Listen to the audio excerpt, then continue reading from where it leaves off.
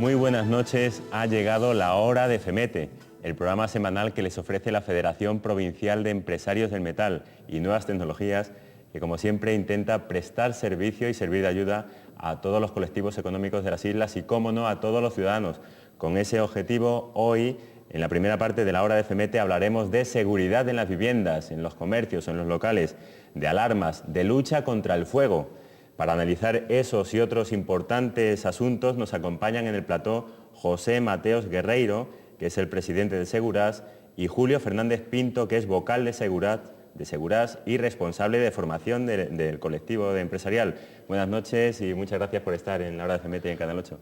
Hola Juan Carlos, buenas noches. Hola, buenas noches. Bueno, antes de empezar les adelanto que les ofreceremos la sección habitual de ofertas de trabajo. Ya en la segunda parte del programa cambiaremos de tema para hablar de cerrajerías y carpinterías metálicas, además de ofrecerles noticias de interés de los últimos días. También les recuerdo que ustedes pueden participar en el programa si lo desean a través del correo electrónico lahoradefemete@femete.es. Y dicho esto, nos centramos ya en nuestros invitados de hoy, temas de fuego, seguridad, alarmas. Seguras, José Mateos como presidente, ¿en qué situación se encuentra el sector, la seguridad, la lucha contra el fuego? Bueno, hay que pensar que el sector nuestro es un sector muy joven, ¿no? Hace 40 años no se sabía prácticamente lo que era un extintor, sabía muy poca gente. Todo esto ha evolucionado enormemente. Hoy en día no hay un edificio de nueva construcción que no se precie de tener unas instalaciones importantes de detección, extinción y elementos y equipos necesarios para estos cometidos. Esto ha producido un desfase normativo con respecto a la realidad industrial y de investigación.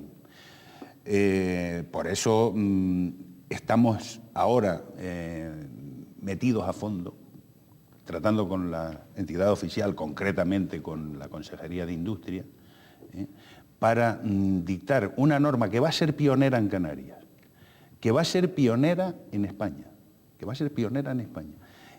donde se recojan muchos de los aspectos que no están recogidos en reglamentos nacionales, se recojan en esa normativa canaria. De casi todas las comunidades autónomas me están llamando cómo va eso, digo, esto va con la lentitud propia de los casos de Palacio, ¿no? Que van despacio, que es el único problema. Pero bueno, ya entraremos en esta cuestión y eso es la primera idea que quiero lanzar para después seguir explicándolo con más detenimiento, si te parece. Sí, Julio Fernández, la verdad es que esta normativa es muy necesaria, ¿no? Sí, es muy necesario porque, hay muchos, no vacíos legales, pero bueno, hay muchas inconcreciones, que hay muchas lagunas, hay de hecho muchos foros en los que profesionales de la ingeniería se preguntan, contestan, y yo haría así, yo haría de la otra forma. ¿Por qué? Porque bueno, la experiencia al final te lleva a cómo actuar, a cómo resolver algunos problemas, porque bueno, entonces una de las cosas de lo que ha dicho Mateo es un poco especificar todos estos temas y presionar a la administración para que nuestro gremio salga un poco más adelante, porque nos estamos encontrando que muchas instalaciones no están hechas por los profesionales de los sistemas contra incendios y podemos ver de todo. Cuando vamos a empresas que nos dicen, oye, pues esto no funciona, y la verdad es que da pena cómo están hechas. Hay de todo, por supuesto, hay instalaciones muy buenas y hay instalaciones no tan buenas. Sí, pero se nota enseguida, tú lo sabes, Julio, que se nota enseguida cuando una instalación está hecha por un técnico realmente instalador, cuando es hecha por un fontanero, por ejemplo, o por un electricista, con todos mis respetos para los fontaneros. A mí nunca se me ocurriría poner una taza de baño o poner una bañera, porque no tengo ni idea, ¿no? Se requieren el cumplimiento de normas que el reglamento, hay un reglamento de instalaciones contra incendios, que el reglamento hace de obligado cumplimiento, normas UNE. O sea, la norma UNE, sabemos cómo nace, al final la prueba reconoce el gobierno del Estado esa norma y queda aparcada ahí. inmediatamente que esa norma, que se hace un reglamento, una legislación referida a cualquier tipo, esa norma que fue estudiada por técnicos de muchos departamentos pasa a integrarse, si así lo establece el cuerpo legislativo ese, pasa a integrarse como de obligado cumplimiento. Lo que pasa es que lo que hablé al principio, esto es muy ágil. Continuamente están saliendo nuevas tecnologías. Yo qué sé, hoy en día podríamos aportar ideas para, por ejemplo, lo que ocurrió en el Palacio Obispal. Podríamos aportar ideas de sistemas del incendio sí, claro, que ocurrió. Claro. Vamos a ver, ideas, ya lo que pasó, pasó. Ideas para hacer unas instalaciones nuevas contra incendios, de detección y de lucha contra el fuego en ese nuevo recinto cuando se restaure. Podemos aportar ideas porque nosotros, lógicamente, tenemos que estar a la última en el conocimiento de las tecnologías. Sí, fíjate que las tecnologías se van cambiando y sobre todo la electrónica, en los sistemas de detección precoz, cada vez van cambiando y como son electrónicas, pues bueno, hay sistemas hoy muy sofisticados que poco menos que estás estornudando y ya te da el primer golpe de, ojo, aquí está pasando algo, ¿no? Entonces, bueno, eso te da pie para poder actuar pero vamos, hoy los incendios se basa sobre todo en la detección y sistemas o instalaciones bien de informática muy importantes o de cuadros eléctricos o de centros como museos, palacios, qué sé yo. Bueno, hay técnicas hoy en día que desde el primer momento te puede detectar un incendio. Bueno, hablemos de la mesa de seguridad y lucha contra el fuego. Sí, bueno, yo tengo que decir que esto se genera porque, y tengo que manifestar mi agradecimiento a la señora consejera, porque ella se lo tomó en serio en una reunión que tuvimos con ella, la CREM, que es la Confederación Regional de Empresarios del Metal, donde está integrada FEMEPA por parte de Las Palmas y FEMETE de Tenerife, y yo personalmente le manifesté que teníamos que hacer nuestras empresas competitivas, ¿no? Porque se estaba generando una competencia con empresas que estaban legalmente constituidas, pero que no estaban concienciadas y preparadas para desarrollar todas estas tecnologías de las que venimos hablando. Ella tomó buena nota y antes de los 2 meses de aquella reunión convocó 6 mesas técnicas para el estudio de una normativa canaria que en definitiva es lo que yo le pedía en esa reunión. Señora consejera, le ruego que impulse, fueron mis palabras, le ruego que impulse la generación de normas específicas canarias avanzadas. Fíjate que, por ejemplo, nosotros vamos a poner que tenemos que plantear un sistema de calidad por narices en nuestras empresas. ¿De cuándo a dónde un sector empresarial dice que se autoflagela con el costo que supone eso? ¿Por qué? Porque tenemos que tener una instalación que esté hecha por un instalador, tiene que ser perfecta. Porque, amigos, nos estamos jugando no solo el bien material que se quema, sino la vida de las personas. Un instalador autorizado, claro. Claro, tiene que estar autorizado y preparado. Hay que pensar que en nuestras direcciones técnicas están llevadas por ingenieros, que están en plantilla, o sea, no es un ingeniero que te hace un proyecto, no, que están en plantilla, y que se les exige además, independientemente de la formación general de ingeniería, una formación específica técnica de al menos 80 horas. De cursos de formación específica contra incendios de 80 horas. Esto lo vamos a hacer extensivo a nuestro personal técnico, pero referido a instalador. A nuestro personal instalador se le va a exigir, independientemente de la formación profesional, se le van a exigir una formación específica sobre el ramo de la parte electrónica de nuestro sector o sobre el ramo de la parte fontanería de nuestro sector, una formación técnica específica. Entonces, todo esto se está llevando a cabo mediante el estudio de una orden que, a la vista del cuerpo que está tomando en principio reglamento, ya partió de la propia administración decir que en una orden no cabía, que había que hacer un decreto. Hay que pensar que estamos hablando de la segunda norma en rango normativo, valga la redundancia, está una ley y un decreto. O sea, y ahí entraría en ese decreto. Y ahí decreto, entraría todo. Ahí entraría desde el que hemos pretendido nosotros, desde la unificación de criterios, que era una tontería. Hay que pensar que en Las Palmas se estaban llevando de una forma las cosas y en Tenerife de otra. Se declaraban de obligado cumplimiento la normativa a todas las empresas. Y cuando digo a todas las empresas, digo a las empresas instaladoras y a todas las empresas que dice el reglamento actualmente que tienen que mantener sus propias instalaciones. Hoy en día hay empresas que sí, que están concienciadas, pero hay, por ejemplo, comunidades de propietarios, de comunidades de vecinos, sí, que no mantienen sus instalaciones. Sí, es que ahí yo creo que es un poco el desconocimiento de la propia ley, porque el tener un extintor, que es el elemento básico para extinguir un incendio, perdón, un conato, ya te exige la ley que eso hay que mantenerlo por un instalador, por un mantenedor autorizado. Entonces, bueno, y las comunidades de vecinos y las grandes que ya tienen garajes, que ya tienen sistemas de detección, que ya tienen sistemas de rociadores, pues a lo mejor llegan con el desconocimiento, pues claro, no tienen por qué conocer la ley. Ahí está un poco también nuestra labor de tratar de enseñarles qué es la ley, hasta dónde llega, qué es lo que hay que hacer. Y en ese sentido, el consorcio de bomberos ha organizado muy buena idea, una primera jornada de concienciación del tema de los incendios en el hogar. Incendios en el hogar.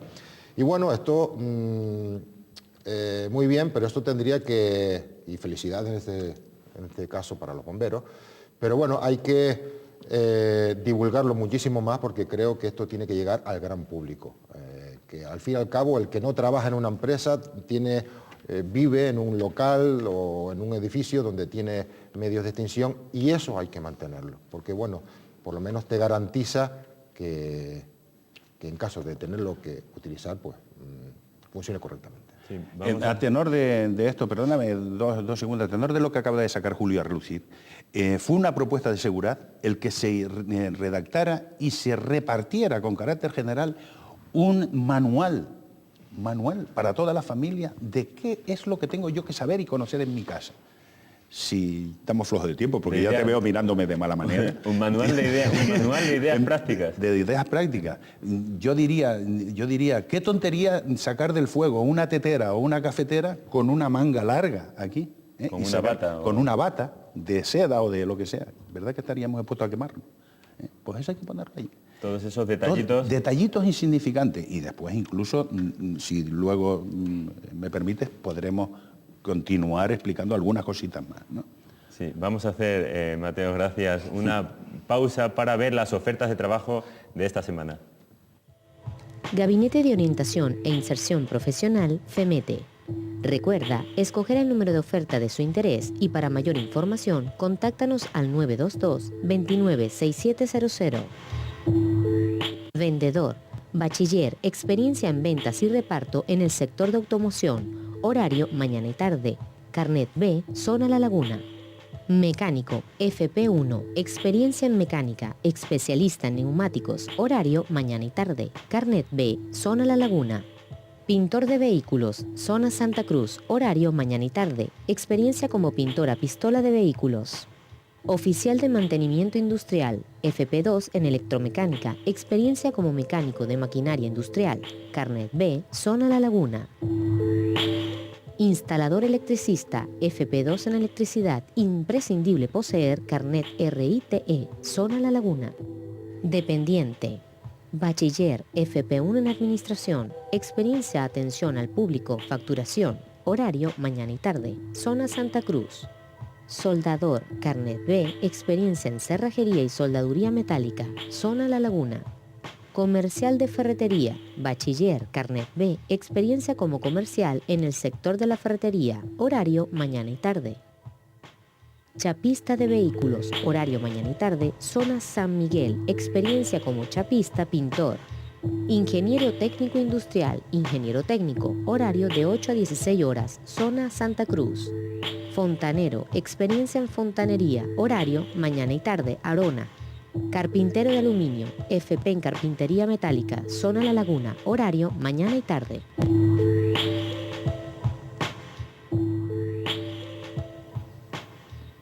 Seguimos en la hora de FEMETE, seguimos con Seguras, las empresas de seguridad y lucha contra el fuego, alarmas, etcétera. Julio Fernández Pinto, responsable de formación de Seguras. ¿Cuántas empresas más o menos hay del sector en Canarias? Pues el total no lo sé exactamente. Mira, en Tenerife estamos alrededor de las 80 o 80 y tantas. Y de hecho la semana pasada me estaba diciendo Mateo que se dieron de alta en una semana 3 empresas nuevas. O sea que fíjate, aquí hay eso, unas 80, 90. Aparte de las que puede haber en Gran Canaria, que tienen su delegación aquí, y las que están a nivel nacional. O sea que hay un paquete muy importante de empresas y hay una competencia bastante fuerte. Y hay de todo, como lo sabemos, como hay en cualquier gremio, cuando hay en cualquier parte de la vida social, hay de todo. Hay empresas buenas y no tan buenas, lamentablemente. Sí, pero que haya tantas empresas no significa que todos los trabajos nos los llevemos nosotros. Sí, claro. Desgraciadamente, hay incluso empresas oficiales, empresas del Estado, que te hacen concursos y te ponen unas limitaciones que nosotros no podemos acceder, porque, en primer lugar, a nosotros no se nos exige clasificación empresarial. Y sabiéndolo, la Administración pone como requisito tener la clasificación y además la más alta. Para explicarlo, clasificación. Clasificación se requiere para empresas que hacen obras con bastante responsabilidad, que asumen mucha responsabilidad. Entonces, tienes que aportar una serie de documentación y tal, y te da la Administración una clasificación en razón de tu maquinaria, de tus técnicos, de tus estructuras. Y de tal. tu facturación. De tu facturación. O sea, imagínate lo que hay que, para conseguir un grado alto, pues tienes que facturar a lo mejor, qué sé yo, muchísimos millones y millones de euros. Entonces, pues te exigen que si electrónica, que si, en fin, una serie de, no electrónica exactamente, vamos, ofimática, que si telecomunicaciones. Entonces, bueno, estamos hablando de una empresa de instaladores, mantenedores de incendios. Y al final nos hemos visto en concursos que no hemos podido... Ni optar al concurso, y que son propias de mantenimiento, y que después lo triste del caso es que se adjudican a empresas que no son mantenedoras. A ver cómo se entiende. ¿Eso cómo es posible entonces? Bueno, porque la normativa actual nacional permite la subcontratación, lógicamente, y nosotros no estamos contra ello. De hecho, en la normativa canaria que hablamos al principio, se va a permitir toda la subcontratación posible, pero a empresas del sector, para que la responsabilidad que se pueda generar por una instalación mal hecha no se derive a otros agentes que no estén involucrados en la cuestión. Lo que hablábamos antes, el intrusismo profesional. El intrusismo legal profesional. Sí, de hecho no hace mucho, hace un par de meses, me han llamado de una empresa constructora para que tenía una instalación de incendio realizada, que se le había hecho pues, una empresa que no era instaladora, mantenedora de incendios, para que se la certificara. Sí, eso ocurre mucho. Nosotros no... Y eso ocurre mucho, y eso va en contra de nuestros intereses, por supuesto. Eso ocurre claro. mucho, perdona Julio que te interrumpa, eso ocurre mucho, y yo he tratado de que en la norma canaria, pues yo estoy en la mesa de negociación por parte de Tenerife, junto con otro compañero, con el vicepresidente de Seguras, y en Las Palmas, y yo he tratado, lo que pasa es que a la Administración no le suena eso, de establecer normas deontológicas de funcionamiento de las empresas. Mateo y tal, es que poner eso deontológico aquí en una norma técnica parece que no es... Sí, porque me consta desde el punto de vista del cargo institucional que tengo, porque me han llegado denuncias, de que se han vendido certificaciones por importes importantes. Por ejemplo, en el aeropuerto Reina Sofía hace poquito hubo un concurso sobre instalaciones, ¿no? Sí, hubo un concurso para el mantenimiento de instalaciones. Eso a lo mejor fue uno de los asuntos que hemos tratado aquí sin nombrar el santo. Pero bueno, se puede nombrar el santo. Y yo dije una empresa pública y digo AENA. Bueno, y entonces, ¿qué le dirían? Entonces, pues no sé. ¿Aquí qué le dirían a la consejería? No podríamos recurrirlo. Yo estaba pensando en la posibilidad de recurrir la adjudicación esa. Pero no podríamos recurrirlo por lo que esa laguna o esa posibilidad que establece el reglamento nacional de que puedan subcontratarlo. Entonces, ¿qué nos va a llegar a nosotros? Los restos de una contratación que hubiera sido importante, ya que el dinero se genera aquí, que se hubiera quedado aquí. En empresas de las islas. En empresas de las islas. Sí. Y no nos queden el trabajo y los restos de los beneficios que pierde la empresa que a nivel estatal ha sido concesionaria. Aquí hay grandes empresas que se llevan el todo, que si el aire acondicionado, que si la fontanería, si el incendio, vienen, lo montan y se van. Y estamos hablando de obras públicas. Y después dice, ay, me hace falta el certificado de instalación y no lo tengo. ¿Me lo puedes hacer? No, mira, lo siento. Bueno, por lo menos Sí, pero ha sido el caso mío y... Sí, mío, por supuesto. Bueno, pero yo- conocemos. Pero ocurre que es así. Ocurre que es así, que se han vendido certificaciones. Entonces, ¿qué le y dirían vamos a luchar ¿qué le contra dirían a eso. la consejería? Bueno, yo le tengo que ¿Cuál es el agradecer mensaje? a la consejería, hay un mensaje claro, ¿no? Yo le agradezco que haya iniciado, a la señora consejera y al director general de Industria, que haya iniciado este andar que va a traer buenísimas consecuencias. Pero amigos, que sigan andando, que no se paren, ya hemos tenido 4 reuniones después de 4 meses que está constituida, no, 6 meses que está constituida la mesa, 7 meses que está constituida la mesa. Son cosas técnicas que tienen que sufrir el cernido de mucha paja que queremos quitar, pero por ejemplo ahí ya vamos a meter una cosa que a nivel nacional no está regulado, que es las instalaciones de seguridad pasiva.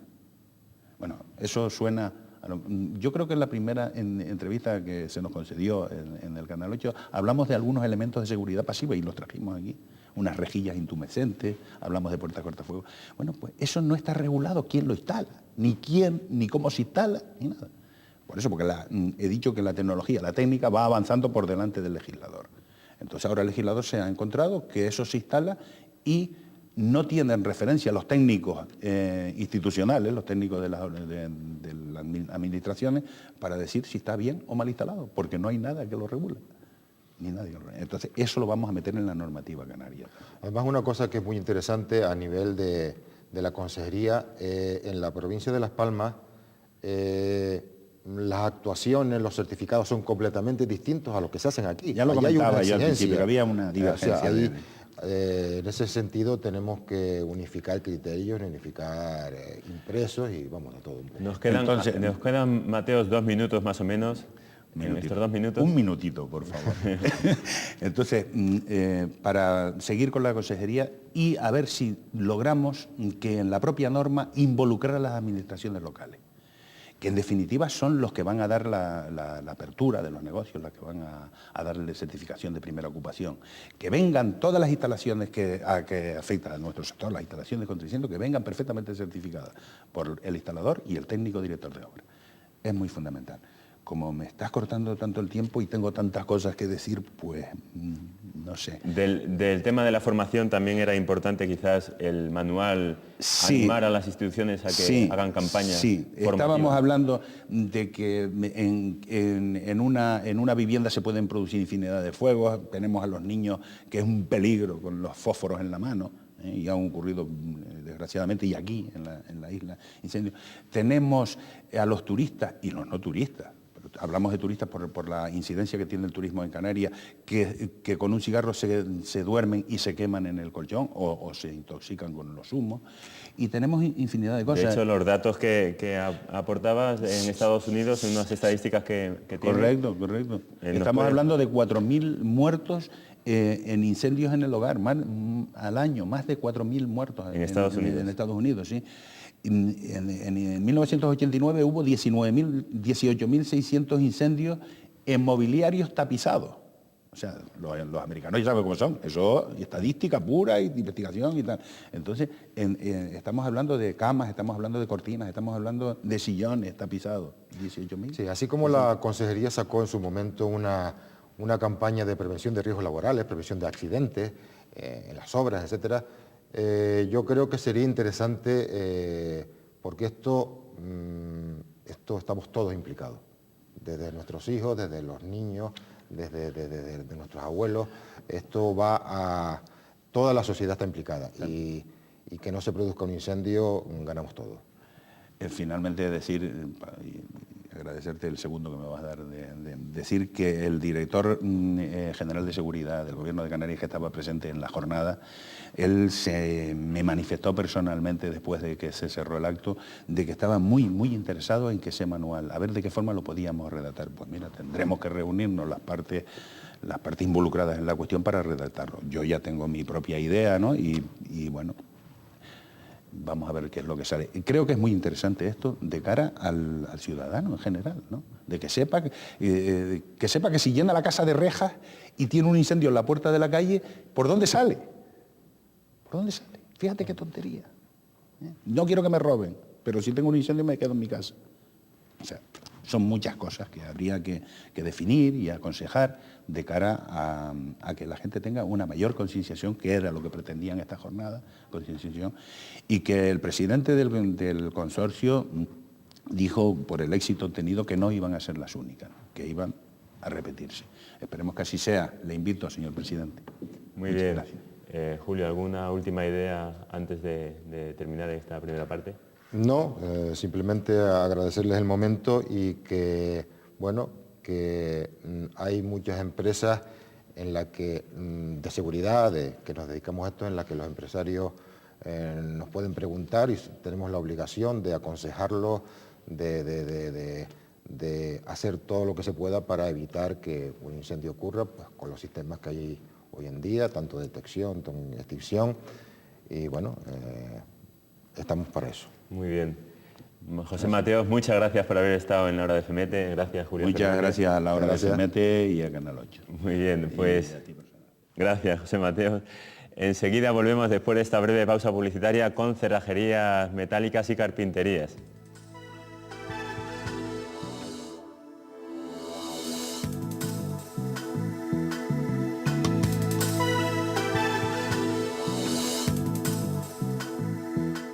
Seguimos en La Hora de FEMETE y ahora nos vamos a centrar en las cerrajerías, en las carpinterías metálicas, en la prevención de riesgos laborales en ese sector. Para hablar de este colectivo nos acompañan ahora Manrique Rodríguez Marrero, que es presidente de Asiconte, y Dionisio Lorenzo Martín, que es delegado territorial en Tenerife del Grupo MGO. Buenas noches y muchas gracias por estar en el programa. ¿Qué tal? Buenas noches. Bueno, les recuerdo también que durante el programa, en esta segunda parte, nos queda por ofrecer las noticias de interés en formato breve que han surgido durante los últimos días. Y el correo electrónico, por si quieren participar en el programa, lahora-de-femete@femete.es. Bueno, nos centramos ya en el tema de hoy, Asiconte, empresarios de cerrajerías y carpinterías metálicas. ¿Cómo ve el presidente de Asiconte los suministros de acero en Tenerife? Bueno, antes que nada, buenas noches a todos los televidentes. Un poco haciendo memoria, una vez que terminó el régimen anterior y que había una empresa que se llamaba Ensidesa, que era la única empresa que había a nivel nacional de suministros de acero, empieza la democracia y se crea Aceralia, un grupo español muy fuerte de elaboración de acero. Hay un tiempo caminando con Aceralia, pero claro, luego cuando entramos en la Comunidad Económica Europea, Aceralia se une con una empresa de Luxemburgo que se llama Arbet y a su vez también con una empresa francesa que se llama Usinor, y crean un gran grupo europeo, se fusionan las tres y crean un gran grupo europeo que se llama Arcelor. Arcelor ahora mismo es uno de los grupos más fuertes que hay en el mundo en el suministro de acero. El grupo Arcelor camina por Europa y ¿qué pasa? Que hasta ahora hemos vivido un momento dulce dentro de los materiales de acero. Pero Arcelor, al entrar en Europa, como antes tenía mucho stock de materiales, pues siempre estábamos nosotros cubiertos aquí en Tenerife con el tema del acero. Arcelor llega, cambia la política europea y agota los stocks. Agota los stocks para recuperar capital y para fomentar que suban los precios. Ahora está fabricando mediante pedido. Entonces, claro, ¿qué nos pasa ahora? Que los precios en Europa están más caros que en España. Se nos ocasiona un problema porque el hierro se nos va todo fuera. Ahora mismo los precios han subido un 50, un 60% de lo que compramos hace un par de años. Y el tema más grave es que no hay. Nosotros para nuestras obras de estructura metálica aquí en Tenerife, antes pues en una semana teníamos el hierro y ahora es que no hay hierro en España, porque Arcelor lo está vendiendo para afuera. Los países de Yugoslavia, de todos los países de la Europa Central, todos estos países que han empezado a emerger, tiran del acero, lo venden más caro y nosotros estamos pasando estrecheces en tema del acero. Esa es en grandes rasgos los suministros de cómo están los temas de materiales ahora aquí en Tenerife. Bueno, ¿y cómo ve usted las obras de infraestructura en la isla? Bueno, yo no quiero ser pesimista, pero sí quiero ser realista, ¿no? Nosotros sabemos que el dinero de las grandes infraestructuras que han venido ahora aquí a Tenerife y a Canarias han sido mediante de fondos del FEDER. El FEDER eran los fondos europeos y como nosotros estamos a la cola de Europa porque entramos, después de los países principales de Europa, entramos a formar parte de la Comunidad Económica Europea, pues todo ese dinero del FEDER venía a Canarias. Y nosotros hemos gozado de unas grandes infraestructuras aquí con dinero del FEDER. No nos damos cuenta, o mucha gente no se da cuenta, de que ahora los países nuevos como Polonia, Checoslovaquia, Hungría, que se han incorporado al mercado común, esos países son los que van a recibir ahora del FEDER. Y nosotros ya no vamos a recibir más dinero del FEDER. Ahora nosotros, las obras grandes que se están haciendo aquí en Tenerife, como el tranvía, como todas estas obras importantes, el puerto de Granadilla sí se hace, o el aeropuerto, tal, estos son a través del gobierno nacional. Fondos se irán acabando, se irán para esos países. Entonces, las infraestructuras grandes aquí se irán acabando. Entonces, el trabajo aflojará una barbaridad. Cada vez habrá menos trabajo. Y está claro que estos países que se han incorporado, pues las empresas grandes como puede ser Dragado, puede ser Ferrovial, puede ser Fomento, todas estas empresas grandes ya tienen montadas oficinas en todos estos países para estar preparados cuando se hagan ahora las grandes obras en esos países. Ellos estarán preparados en punta de mercado para poder realizar esas obras. Y nosotros aquí en Tenerife no nos damos cuenta que las obras que vengan hay que cogerlas con mimo, tratarlas con mimo y dejarlas que no se vayan, porque una empresa como las nuestras, que son grandes empresas de estructura metálica para lo que se llevan aquí en Tenerife, pues nos tenemos que dedicar a la cerrajería, a hacer banquitos, a hacer baranditas y poco más, puesto que el aluminio a nosotros, que también pertenece a Siconte, el aluminio tiene su parcela de ejecución de ventanas, de puertas, luego la madera por otro sitio, y al capítulo de carpinteros y cerrajería metálica nos queda muy poco al irse las grandes estructuras. Bien, entonces después de todo esto, ¿cree que ha mejorado el mundo de los carpinteros metálicos y de los soldadores? Este caballo de batalla que en la entrevista anterior seguimos, lo tocamos ya, seguimos ahora mismo, siguen sin llegar soldadores a Canarios y menos carpinteros metálicos o cerrajeros. Esta profesión se conoce muy poco aquí y yo al público quería un poco explicarle una serie de trabajos que la gente no sé por qué no los hace, como son tuberos, que es todo el tema de red de incendios, todo eso lo ejercitan tuberos, como son caldereros, que hacen todo tipo de calderería, de encofrados en el mar, una serie de profesiones que la gente no conoce. No son solo carpinteros metálicos.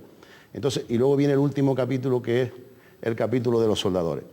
En cuanto a carpinteros metálicos y cerrajeros, está claro que viene mucha gente, pero de profesionales nada. Es decir, nosotros tenemos un problema ahora enorme, que es que todo el personal que tenemos de una cierta edad se va jubilando. Y no entra gente para reemplazar a sus jubilados. Entonces, yo que podría tener ahora en mi empresa 50 hombres, pues tengo 30. Pero no tengo 30 porque quiero yo, porque tengo trabajo para 50, pero no puedo tener más gente, porque no la hay. No hay carpinteros metálicos, no hay tuberos, no hay cerrajeros, no hay este tipo de trabajo. Entonces la gente utiliza las escuelas, yo pienso que sí, que utilizan las escuelas de formación, porque la gente sabe que hay que irse hoy en día con la cantidad de trabajos que hay que irse a trabajos que tengan salida. Yo, por ejemplo, digo, ¿qué FP2 voy a hacer? ¿Qué formación voy a hacer? ¿Qué trabajo voy a buscar? Entonces yo digo, pues soldadores hay bastante trabajo, cerrajeros más todavía, carpinteros metálicos más todavía.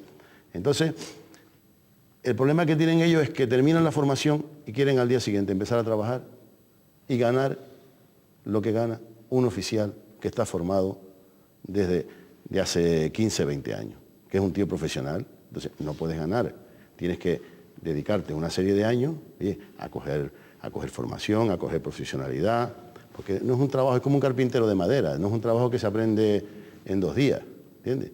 Tiene que hacer un ejercicio en la empresa, poco a poco, viendo todos los temas, salir a la calle, montándose, es un recorrido bastante grande. No es una cosa que yo estudio 2 años y ya empiezo a trabajar en el tema de la estructura metálica. El tema de los soldadores que me preguntabas antes, es un tema, sigue siendo el mismo caballo de batalla de siempre, ¿no? La gente que viene de fuera, toda la inmigración que viene, prácticamente viene al sector servicios. Viene a hostelería, viene a agricultura, viene a peonaje de la construcción, pero ahí para de contar. Viene muchísima gente de fuera, pero sin especialidad. Yo, de toda la plantilla que tengo un cerrajero de Bolivia, pero uno que vino como un alma, gracias a Dios que vino, pero uno. Viene muy poca gente, viene gente de Argentina, viene gente de Paraguay, Uruguay, pero vienen más bien al sector de la construcción. Muy bien, conocida ya la situación en el sector, prevención de riesgos laborales, Dionisio Lorenzo Martín, delegado territorial en Tenerife del Grupo MGO. ¿Qué podemos explicar, cómo podemos explicar en breve lo que es la Ley de Prevención de Riesgos Laborales? Bueno, pues podríamos hablar bastante, ¿no? Pero por sintetizar pues la explicación, la Ley de Prevención de Riesgos Laborales se trata de un instrumento legal de obligado cumplimiento que está pues elaborada inicialmente pues también en la Comunidad Europea y luego traspuesta al ordenamiento jurídico interno de España, o sea que es de obligado cumplimiento pues para todos los empresarios.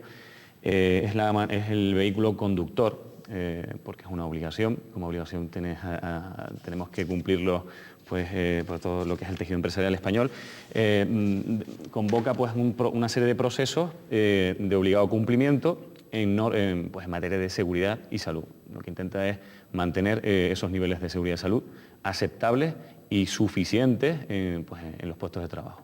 Bueno, que se supone, aunque luego seguiremos hablando, sí que es de obligado cumplimiento para los empresarios, incluso para los trabajadores también. Sí, evidentemente. Luego hablamos un poco sobre quién está pues, acogido a esta ley, pero evidentemente no es, cuando hablamos de empresarios, hablamos de empresa y todos los que componen la empresa, que es por la parte empresarial y desde luego por la parte social, los trabajadores. Muy bien, pues vamos a hacer, antes de seguir hablando de prevención de riesgos laborales en el sector, una pausa para ver las noticias de interés en formato breve que han surgido durante la semana.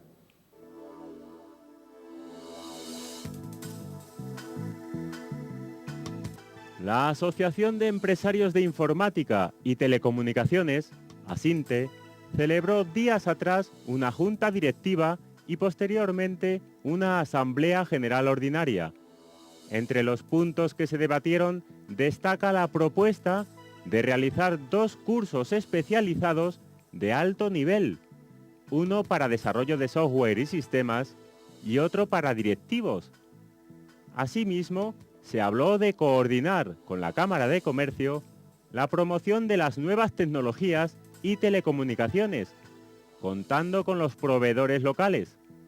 Además, se presentó un extenso informe del presidente sobre los 10 meses de mandato de su equipo directivo. También se informó del proyecto del NAP, de las ventajas de la CEC y de la puesta en marcha de un cuadro de mando integral, además del esfuerzo por mejorar la oferta formativa, el inicio de negociaciones para conseguir la unidad del sector en Canarias y un estudio acerca de las exenciones de impuestos para productos informáticos. Unas 20 empresas de carpinterías metálicas y cerrajerías de la provincia tinerfeña participaron recientemente en una jornada informativa sobre prevención de riesgos laborales en el sector, que se ha celebrado en la sede de FEMETE. La sesión, organizada por Asiconte, fue impartida por el director técnico en Canarias del Grupo MGO. Este experto analizó las obligaciones del empresario en materias como el plan de prevención, la evaluación de riesgos, la formación, la vigilancia de la salud o el plan de emergencia. También habló de otros apartados importantes, como la documentación que debe conservar el empresario a disposición de la autoridad laboral. Asinelte, la Asociación de Empresarios de Instalaciones Eléctricas y Telecomunicaciones, celebraba el pasado martes una junta directiva Allí se informó del interés en reunirse con el Instituto Tecnológico y de Energías Renovables, el ITER. También se analizó la próxima mesa sectorial. Se anunció un nuevo curso sobre el reglamento electrotécnico de baja tensión y que el próximo martes se llevará a cabo una jornada sobre el Código Técnico de Edificación. Al mismo tiempo está previsto realizar una encuesta entre los asociados para determinar la problemática y necesidades del colectivo. Por otro lado, los empresarios y autónomos instaladores de gas, agrupados en Apigaste, también celebraron días atrás una junta directiva, donde se habló de los nuevos certificados, de la instalación de placas solares y de la convocatoria de la tercera mesa sectorial de agua y gas, prevista para la primera semana de julio. Bueno, volvemos a la hora de FEMETE, la tertulia. Estamos con Asiconte, cerrajerías y carpinterías metálicas y prevención de riesgos laborales. Hemos estado viendo en las noticias breves cómo se había celebrado recientemente una jornada sobre prevención de riesgos laborales en este mismo sector de Asiconte. ¿De qué manera, Dionisio, se puede llevar la prevención a las empresas cumpliendo con la ley? Bueno, para eso está también regulado, como todo, viene regulado pues, por cuerpos normativos, por normas jurídicas, y en este caso pues, también está regulado, ¿no?, en el reglamento de los servicios de prevención. Bueno, por sintetizar y un poco pues, para dar la información, la manera de llevar la prevención, pues bueno, hay determinados gestores de la prevención, que son, pues, pueden ser entidades externas o incluso, bueno, pues, habilitando de una manera conveniente pues, recursos internos dentro de la propia empresa, ¿no? Dentro de, por tiempo, pues nos podemos dirigir pues, en el sector predominante de lo que es la gestión preventiva, que es a través de las empresas dedicadas a esto, ¿no?, los servicios de prevención ajeno. Es una empresa, un servicio de prevención ajeno es una modalidad preventiva bueno, que puede estar dentro de lo que es orientado pues, a un sector concreto o simplemente pues, se puede dedicar a muchos sectores. Bueno, pues esta modalidad preventiva lo que hace es dar obligado cumplimiento pues, a todo lo que te requiere la ley de prevención. Me explico.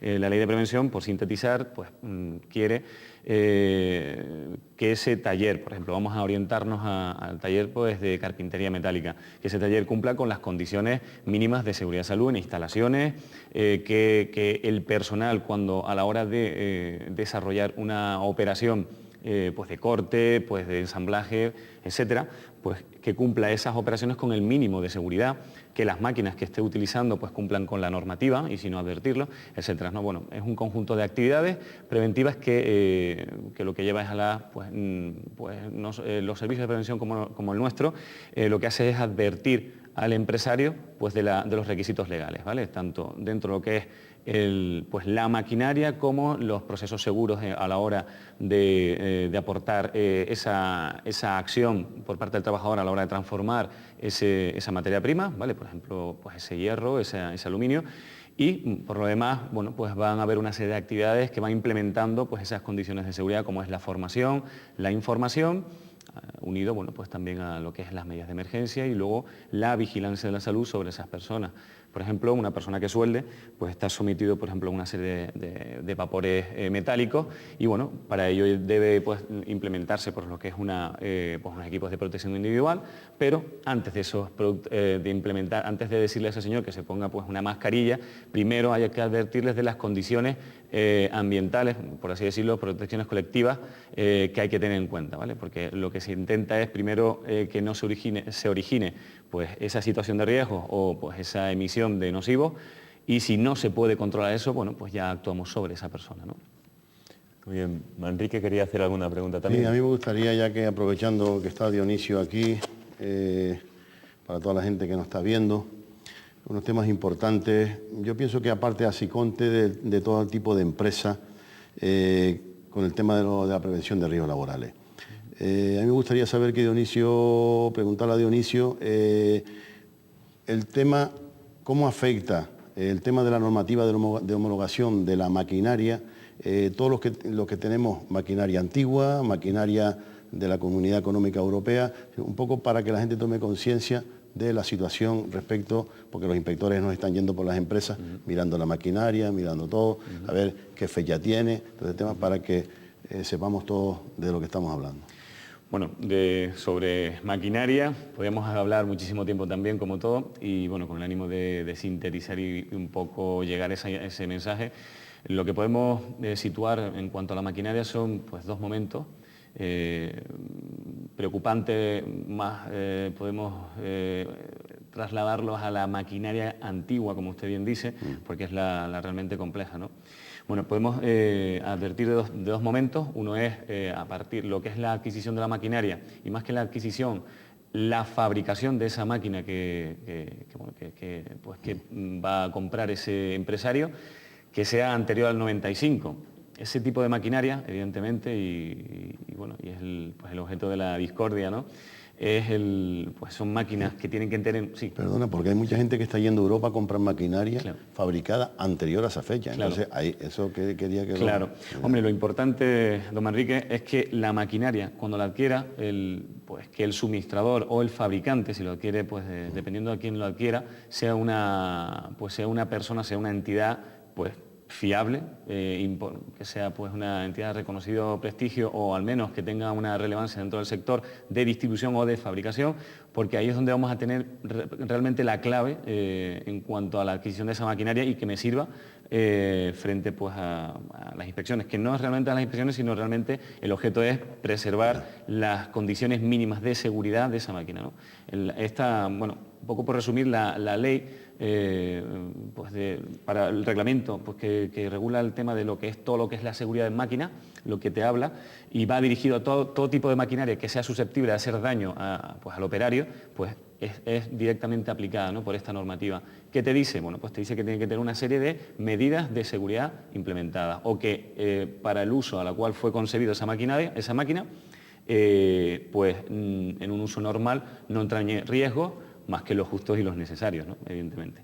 Bueno, como habíamos comentado, si hay gente, por ejemplo, si hay empresarios que se van a Europa o a cualquier parte del mundo donde esa maquinaria la va a comprar fuera, si la compra fuera de España, lo primero que tiene que pasar es por el control que está establecido pues, en la Unión Europea, ¿no? El mercado CE tiene que ser una constante, y la única manera de tanto comercializarla por parte del distribuidor como tenerlo en cuenta el empresario a la hora de adquirirla, ¿no?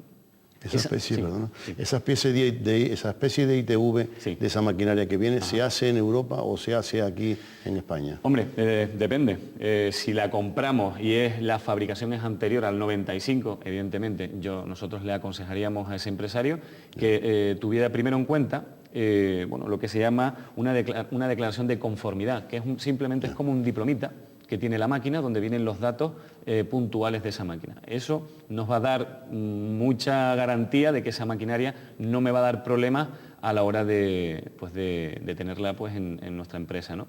Una segunda constante, que también es importante, una característica a la hora de poder tener una confianza, es en el manual de instrucciones. Precisamente, aparte que ya sabemos que tiene que estar en el idioma pues, español, tiene que tener, pues aparte de tratar el uso, pues todo lo que es la vida útil de la máquina, es decir, tanto mantenimiento como utilización, como incluso cuando queremos quitar de circulación esa maquinaria, ¿qué debemos hacer?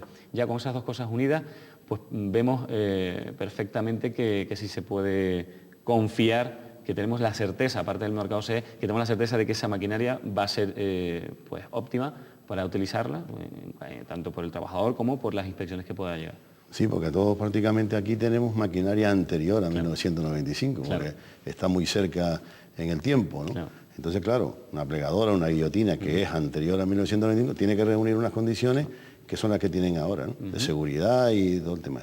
Entonces, para poder poner esta maquinaria de los que tenemos aquí montados en nuestras empresas, ponerla según la ley, ¿qué tenemos que hacer?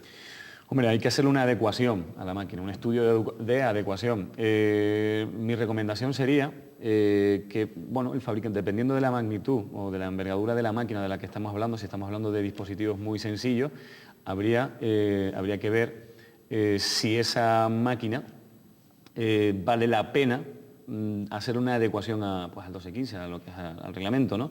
Porque muchas veces la adecuación es más costosa que incluso la adquisición de la máquina. Entonces, había que hacer un estudio de viabilidad. Nosotros, por ejemplo, hacemos en nuestra función, aparte de asesorar eso, bueno, pues mire, esto es adecuado o no es adecuado, y bueno, depende de lo que quiera hacer con esa máquina. Desde luego hay maquinaria muchísimo más importante, compleja, de cierto muy cara, por así decirlo, que esa maquinaria, bueno, pues lo que aconsejamos, si es antigua, que se pongan en contacto con el fabricante y que intenten hacer ese estudio de adecuación porque les recompensa, ¿no?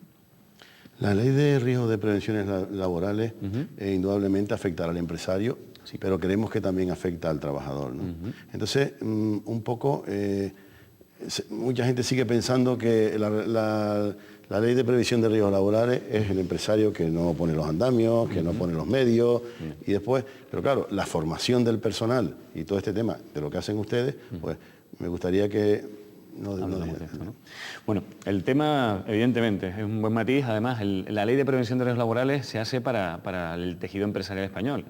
La empresa está compuesta por pues, el empresario y los trabajadores, son dos cosas unidas, y la ley obliga a las dos partes, ¿vale? El empresario deberá cumplir con todos los requisitos legales, que son pues, evaluar. Lo que quiere la ley, por simplificar, es que esté documentado cómo está esa empresa y si las operaciones que está haciendo entrañan algún riesgo, pues los requisitos que tiene que tener esas operaciones. Oiga, usted está a esa altura, se tiene que usted enganchar a una línea de vida, se tiene que colocar, bueno, pues todo eso es lo que quiere, en este caso la ley de prevención, documentar, ¿vale? Que es y establecer un plan de prevención, ¿vale? Con la formación, etcétera. Eso el empresario debe posibilitarlo, ¿vale? Pero el trabajador debe asumir esa obligación. Nosotros, nuestra lucha es esa, ¿no? El incidir sobre las medidas de seguridad, sobre los hábitos seguros, y el trabajador debe ser consciente de que si incumple de manera reiterada la materia de prevención de riesgos laborales, incluso puede ser causa de un despido objetivo, ¿no? Hombre, a mí me llama, Dionisio, me llama bastante la atención que yo cuando hay un accidente de trabajo, decía el otro día unas declaraciones la consejera de Asuntos Sociales, que los accidentes hasta el 2005, del 2000 al 2005 han bajado como un 25%, ¿no? Y por contra, Comisiones Obreras dice que siguen habiendo 10.000 accidentes de trabajo. Pero yo siempre me hago la misma pregunta, ¿no? Yo cuando hay un accidente de trabajo siempre pregunto qué categoría tenía ese señor que tiene el accidente de trabajo, ¿no? Y por lo general, es gente que no son ni oficiales de primera ni oficiales de segunda. Quiere decir, por ejemplo, el ramo nuestro, que es un ramo muy peligroso porque trabajamos a 20, 30 metros de altura, pues tenemos muy poquitos accidentes porque la gente son profesionales. Y yo pregunto que, claro, como tienen que hacer una formación, pues claro, el que viene de fuera, el que entra en una obra de peón, va caminando por un sitio, hay una plancha, no sabe, no tiene ni idea, no hace un curso formativo, pues se caerá por ahí, tiene el accidente. Y normalmente ocurre. Entonces, por eso te decía de la formación, de la prevención de riesgos laborales, para formar a la gente. Esa era... Es una base, una constante además. Desde luego, cuando analizamos los accidentes de trabajo, vemos exactamente pues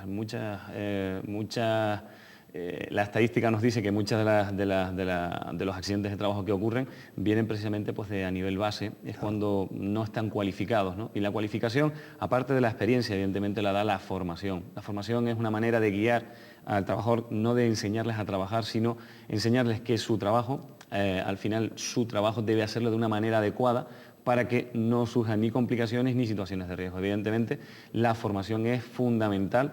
Tiene que ser efectiva además y se tiene que trasladar al trabajador con las instrucciones claras en materia de seguridad de las operaciones que está ejecutando ese trabajador. Pero es así. Muy bien. Bueno, yo creo que se nos ha acabado el tiempo. ¿Algún último mensaje, Manrique? Hombre, mi mensaje ahora mismo es la asignatura pendiente, que es la previsión de riesgos laborales, ¿no? Yo sé que todos, desde el gobierno de Canarias, desde los sindicatos, desde las patronales, todo el mundo intenta que no haya accidentes, está clarísimo. Entonces todos estamos poniendo los medios, no que los pongan uno y que los pongan otro y otro que no los pongan. Entonces todo el mundo tiene que hacer y aunar esfuerzos y acudir a las empresas que están ahora líderes en el mercado en prevención de riesgos laborales, como la que representa Dionisio, que están allí, por ejemplo, en mi empresa están allí constantemente revisando maquinaria, revisando al personal, dándole cursos, enseñándoles esta maquinaria, todos están allí constantemente al pie del cañón para que la gente salga formada. Si no, es imposible no tener accidente. Muy bien, Manrique, pues se nos ha ido ahora sí el tiempo por completo. Muchas gracias por su presencia en Canal 8. Gracias también a Dionisio por estar aquí en la hora de FEMETE. También muchas gracias al magnífico equipo de profesionales que hay en FEMETE y en Canal 8 y que hacen posible que cada semana salga adelante este programa. Gracias, cómo no, a todos ustedes por la atención prestada, y el próximo viernes a las 9 de la noche nos volveremos a ver con nuevos, variados y atractivos temas, si Dios quiere, en la hora de FEMETE.